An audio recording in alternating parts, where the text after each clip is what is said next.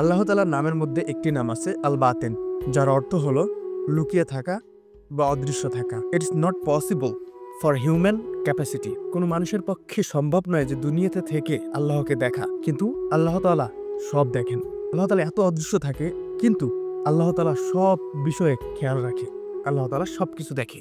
যারা বুদ্ধিমান লোক তারা সবসময় ভাবে দুনিয়াতে আল্লাহ তাআলার সবকিছু নিদর্শন। ইমানের শর্তই হচ্ছে ইমান হলো গায়েবী এবং অদৃশ্যের প্রতি ইমান আনা, আল্লাহ তাআলার প্রতি ইমান আনা, আল্লাহ তাআলার নবীদের প্রতি ইমান আনা, আল্লাহ তাআলার কিতাবের প্রতি ইমান আনা, আল্লাহ তাআলার ফেরেশতাদের প্রতি ইমান এবং ভাগ্য বা কিসমতের প্রতি এবং মৃত্যুর পর জিন্দা হওয়ার প্রতি এবং জান্নাত এবং জাহান্নামের প্রতি এবং কিয়ামতের প্রতি ইমান আনা। যারা অদৃশ্যের প্রতি ইমান আনে তাদের ইমানকে সবচেয়ে গ্রহণযোগ্য করা হবে।